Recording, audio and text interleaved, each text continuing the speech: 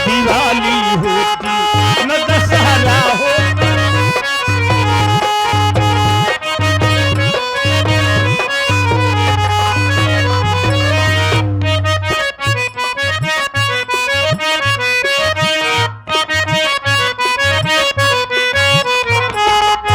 दशानन धोखे से सीता को ना हरा होता। देखिए आगे भैया मेला मालिक साहब जिनके सौजन्य से प्रोग्राम हो रहा है, भैया की जानिब से 21 रुपये का पुरस्कार आया है। भैया को रोस्ते प्रणाम, आशीर्वाद की कामना है। दशानन धोखे से सीता को ना हरा होता। दशानन धोखे से सीता को ना हरा होता। जटायु राम के हाथों से ना तरा होता।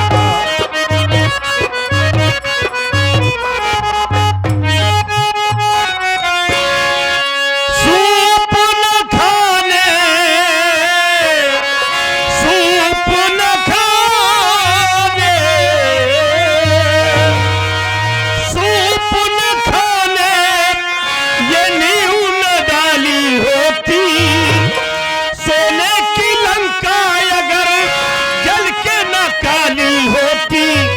न दशहरा होता न दिवाली होती न दशहरा होता।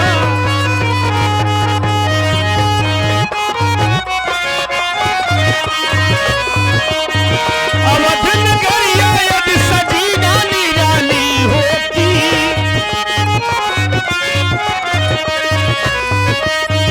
सोने की लंका अगर जल के न काली होती। न दशहरा होता न दिवाली होती।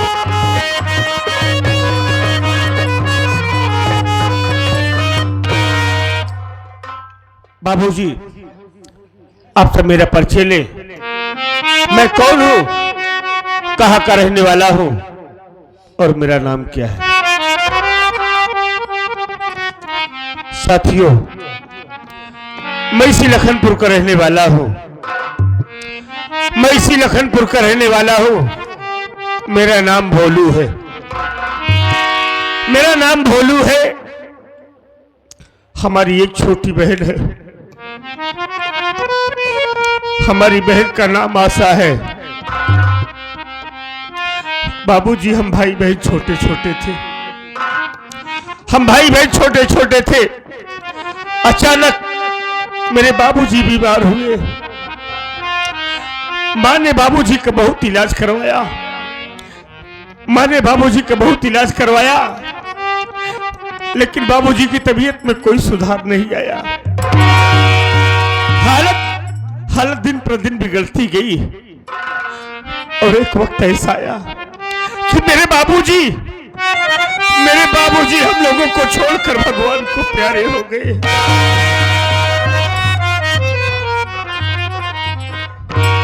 बाबूजी तो खत्म हो गए। बाबूजी के खत्म होने के कुछ ही दिनों बाद हमारी माँ बाबूजी के गम में बीमार पड़ गई। हमारी माँ बीमार हुई। माँ की देखरेख करने वाला कोई नहीं था, क्योंकि हम भाई बहन तो छोटे छोटे ही थे। माँ बीमार हुई, हालत बिगड़ती गई और एक वक्त ऐसा आया कि हमारी माँ भी हम भाई बहन को छोड़कर भगवान को प्यारी हो गई। हम भाई बहन तो अनाथ हो गए। कोई सहारा देने वाला नहीं रह गया। छोटे छोटे थे। मैं गांव में जाता था, लोगों के यहाँ से खाना पानी मांग कर लाता था, खुद खाता था, अपनी बहन आशा को भी खिलाता था। धीरे धीरे वक्त गुजरता गया। मैं जानने समझने के लायक हुआ। फिर गांव में जाकर मेहनत मजदूरी का काम करना शुरू कर दिया। मेहनत मजदूरी का काम करने लगा। दिन गुजरने लगा। अपना पेट पालता था, साथ ही साथ आशा बहन की परवरिश कर रहा था। लेकिन बाबू आपकी जिंदगी तो बीत गई, अब हमारी आशा भय सयानी हो गई है, शादी के योग्य हो गई है। हमारी समझ में कुछ नहीं आ रहा है कि हम क्या करें, कैसे करें, कैसे अपनी बहन की शादी करूं, कैसे हमारी बहन का हाथ पीला हो, क्योंकि हमारे पास पैसा नहीं है। देख रहा हूं समाज में दहेज की आग लगी हुई है, बिना दहेज की शादी नहीं हो रही है। हम गांव में मेहनत मजदूरी करते हैं, कभी काम मिलता है कभी नहीं मिलता है। बहन की शादी की चिंता हमको खाए जा रही है, रातों दिन उसी चिंता में डूबा रहता हूं। अरे कभी कभी तो सोचते सोचते रात गुजर जाती है, सुबह हो जाती है, हमें नींद नहीं आती है। भैया क्या करूं, कुछ समझ में नहीं आ रहा है। आप रो रहे हैं। देने वाले किसी को गरीबी न दे और मौत दे दे मगर बदनसीबी न दे। हम जानते भैया आपकी बहन आशा सयानी हो गई है, आपको हमेशा फिक्र रहती है कि बहन की शादी कैसे हो, उसका हाथ कैसे पीला हो, इसी से आपको नींद नहीं आती है। नींद कैसे आएगी, आप लोग ध्यान दीजिएगा। नींद किसको किसको नहीं आती है। कहा गया भैया जिस नारी की ओर चढ़ी उम्र पति का देहांत तो हो गया हो, जिस नारी की ओर चढ़ी उम्र पति का देहांत हो गया हो, जिस माता का बूढ़ेपन में आंखों का लाल खो गया हो, बेहद घर के कुटुंब दरिद्र या दूसरी भावनी हो, सर पर बैरी की शंका या कर्जे की डिगरी हो, जिस घर में सांप का रहे बास और छप्पर से गिरता पानी हो, अरे उसको सुख नींद कब आएगी। जिस घर में बहन सयानी हो, जिस घर में बहन बेटियां सयानी हो जाती, नींद नहीं आती, ना किसी की बात अच्छी लगती है, खाना नहीं अच्छा लगता है। भैया लगी बाजार माया किसी का नाम दुनिया है, कोई अमीर है कोई गरीब है, रोने धोने से कोई नतीजा हल होने वाला नहीं। भाई सब कुछ जानता हूं, अनजान नहीं हूं, लेकिन क्या करूं, जानकर भी अनजान हो जाता हूं। अकेले में रहता हूं तो रो लेता हूं, रोकर अपने दिल का बोझ हल्का कर लेता हूं। कभी किसी से कुछ कहता नहीं, बहन के सामने कभी रोता नहीं, क्योंकि अगर हमारी बहन हमारी गुड़िया आशा जाने की ना, तो उसके दिल में बहुत तकलीफ होगा। इसलिए हम बहन के सामने कभी नहीं रोते। इस संदेश के मम्मी साहब, आप फरीदापुर से आप आई हैं, इस करुण सीन को देख करके, भाव को देख करके 21 रुपया आपकी तरफ से प्राप्त हुए हैं। हमारी पार्टी हार्दिक शुक्रिया अदा करती है। माता जी से आशीर्वाद की कामना है। शुक्रिया भैया। जिस तरह से आप रो रहे हैं, अचानक बहन यहाँ पर आ जाएंगी, रोता हुआ देखिए उनके दिल पर क्या गुजरेगा भैया। नहीं नहीं, हमारी बहन ये सब न जाने। बहन के सामने कभी रोना नहीं है। हाँ भैया, बहन के सामने कभी नहीं रोना है। बहन आती होगी और थोड़ी देर बैठकर आनंद याद करते हैं।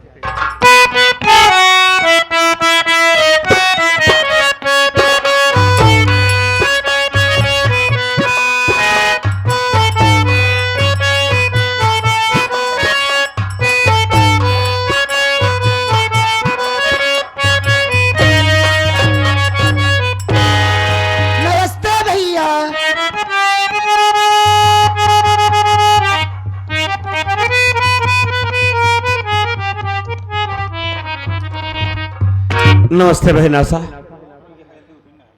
बहन तू आ गई? हाँ भैया, मैं तो आ गई, लेकिन आज से पहले मैं जब भी आपके पास आती थी, आप हंसते हुए मुझको अपने गले से लगा लेते थे। लेकिन भैया, आज क्या बात है जो आपके आंखों में आंसू? क्या आप इस आंसू का कारण मुझसे नहीं बताएंगे? आशा बहन, अरे मैं कहाँ रो रहा हूं?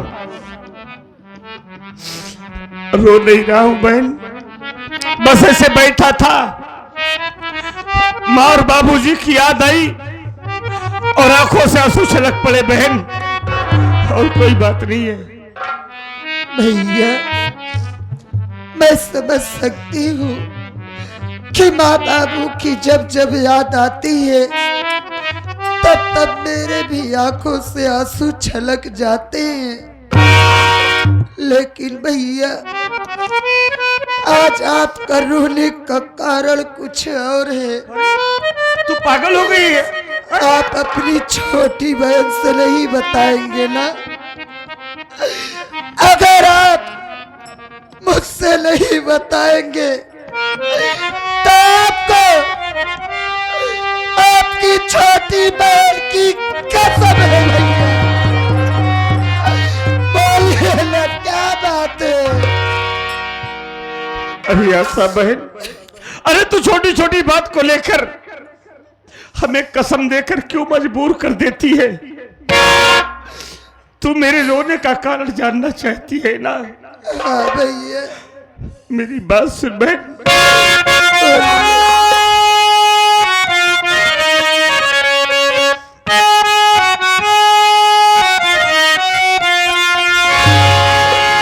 तेरी शादी की चिंता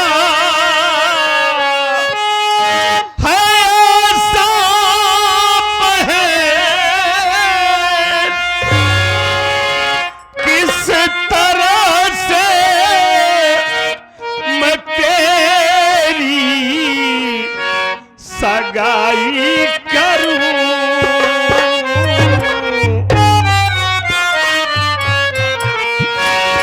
आता कुछ भी समझ में हमारे नहीं,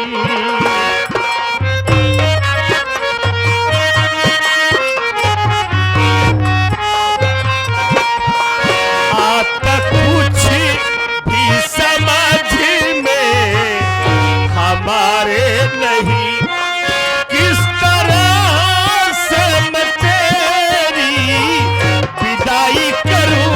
आता कुछ भी समझ में।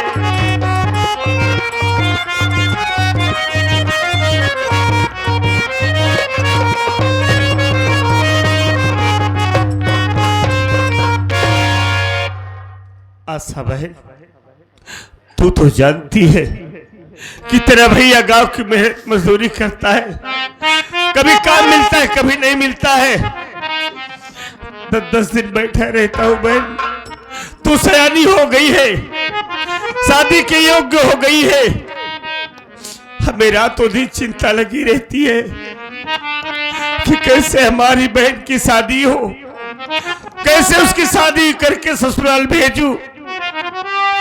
इसी अफसोस में तेरा भैया रातों दिन डूबा रहता है बहन, और कोई बात नहीं है बहन आशा।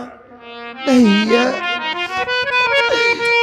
आप मेरी शादी की चिंता करके रो रहे हैं, लेकिन मेरी बात सुनो भैया।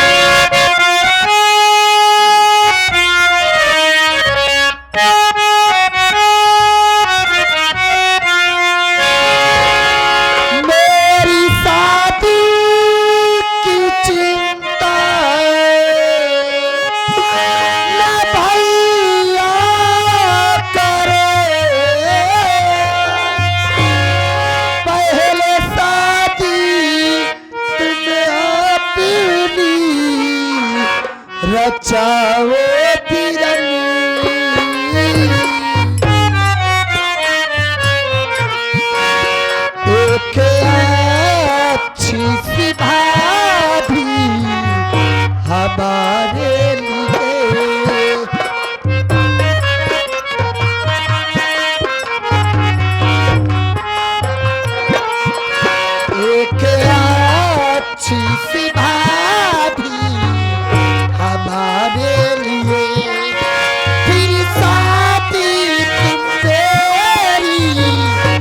हमारा बिरनी एक अच्छी चिराग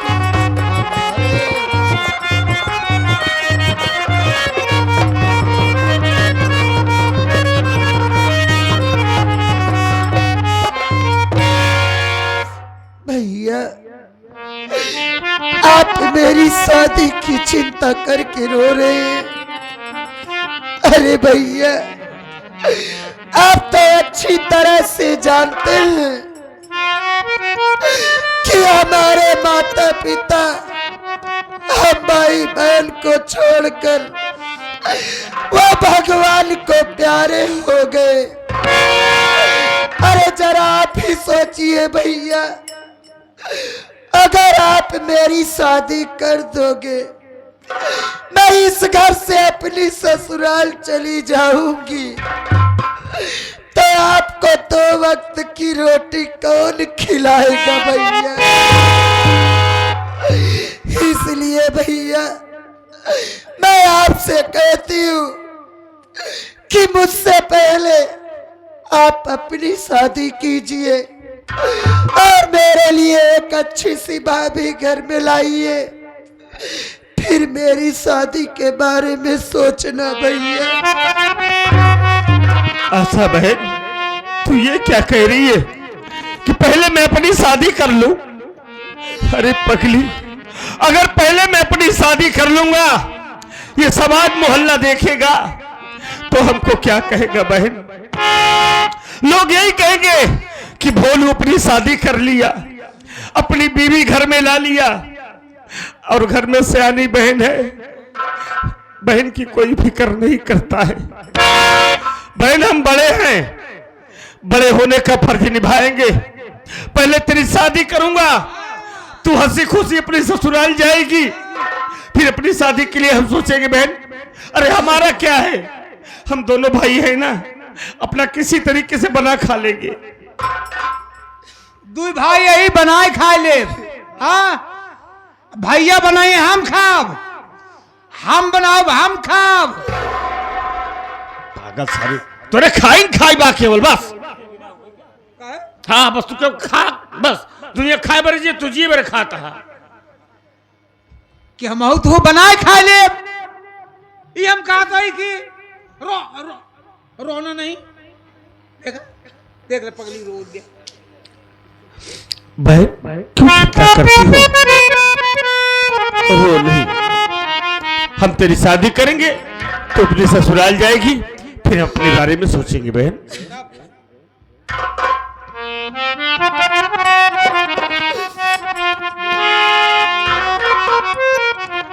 आशा बहन देख, हम तेरी आंखों में आंसू नहीं देखना चाहते।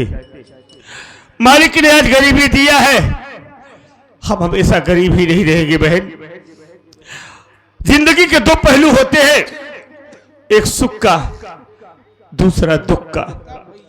इंसान को मुसीबत में हिम्मत से काम लेना चाहिए, कभी हिम्मत नहीं हारना चाहिए, और हम हिम्मत नहीं हारेंगे बहन। तेरी शादी करूंगा तो अपने ससुराल को जाएगी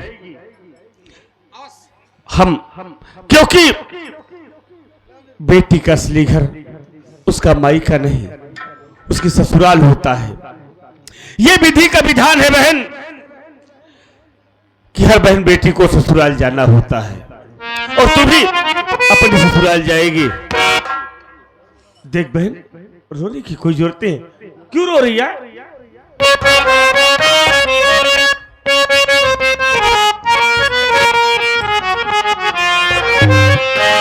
अरे अपनी भी जिंदगी में,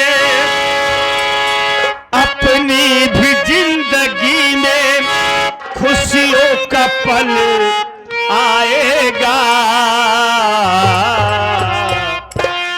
ढूंढेंगे तो मिल